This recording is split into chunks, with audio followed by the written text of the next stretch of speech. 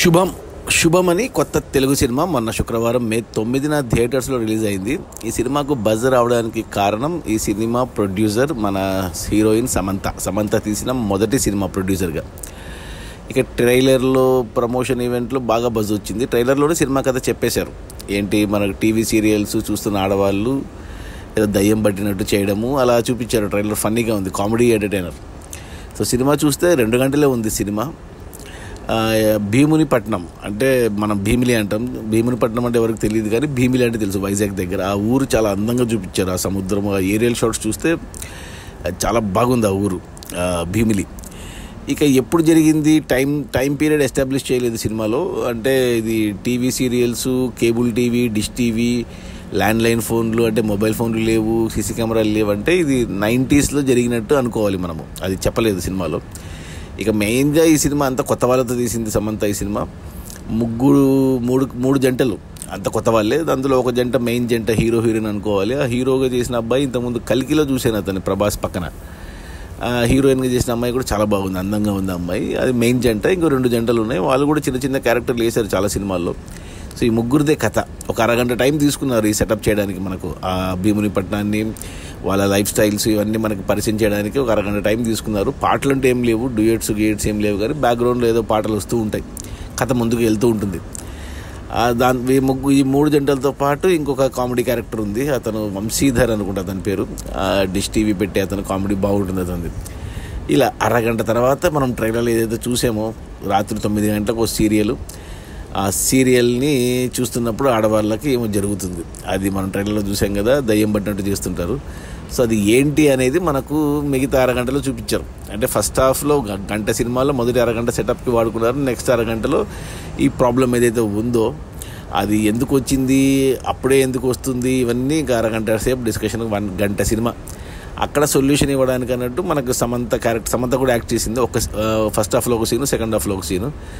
ఆమె క్యారెక్టర్ కూడా కామెడీగా పెట్టుకున్నారు. కొంచెం సేపే, చిన్న రోలే, ప్రొడ్యూసర్ కదా సినిమాకి హెల్ప్ అవుతున్నట్టు చేశారు ఆ క్యారెక్టర్. సో ఫస్ట్ హాఫ్ బాగా ఉంది, మంచిగా అనిపించింది. అంటే డిఫరెంట్ కాన్సెప్ట్ టీవీ సీరియల్ మీద. అంటే నాకు టీవీ సీరియల్ని ఫన్నీగా వాడుకున్న సినిమా మత్తు వదలరాలో ఒక టీవీ సీరియల్ సినిమా అంతా నడుస్తుంది. మత్తు వదలరా 2లో కూడా కంటిన్యూ చేశారు దాన్ని. అలా అదే టీవీ సీరియల్ని సీరియస్గా వాడుకున్న సినిమా మాధవంది ఒక తమిళ డబ్బింగ్ సినిమా ఉంది, 7B ఏదో ఉంది, 12B ఏదో ఉంది సినిమా. అది కంప్లీట్ హారర్. ఇది horror comedy. So first half బాగుంది, హ్యాపీగా వెళ్ళిపోయింది. ఇక సెకండ్ హాఫ్లో మొదటి అరగంట పాటు మళ్ళీ ఆ ప్రాబ్లమ్ని వీళ్ళు సాల్వ్ చేయడానికి పడే కష్టాలు అది చూపించారు కామెడీగా. మళ్ళీ అక్కడ సమంత ఒక సీన్ పెట్టుకున్నారు. ఇంకొంచెం అక్కడ ఇంకా సినిమా ఇంకా డ్రాగ్ అయ్యింది అనిపించింది నాకు. ఇంకా క్లోజ్ చేయొచ్చు. అప్పుడు ఆ ప్రాబ్లంకి సొల్యూషన్గా ఇంకో కొన్ని క్యారెక్టర్లు ఎంటర్ అయ్యాయి. ఎవరంటే వాళ్ళు, మనకు సినిమా బండి అని ఒక సినిమా వచ్చింది మనకు. ఆ సినిమా డైరెక్టర్, ఈ సినిమా కూడా డైరెక్టరు. సినిమా బండిలో యాక్ట్ చేసిన యాక్టర్లు అందరూ వచ్చారు ఈ సినిమాలోకి వచ్చి. అంటే సినిమా బండి చూసిన వాళ్ళకి కరెక్ట్ తెలుస్తుంది వాళ్ళు ఎవరు ఏంటి అనేసి. ఆ సినిమా బండి గురించి చూడకపోతే కరెక్ట్ కాకపోవచ్చు. నేను చూశాను కాబట్టి నాకు తెలుసు. ఆ సినిమా బండి వాళ్ళంతా రాయలసీమ స్లాంగ్ మాట్లాడుతుంటారు, ఇదంతా ఆంధ్రాలో జరుగుతుంటుంది.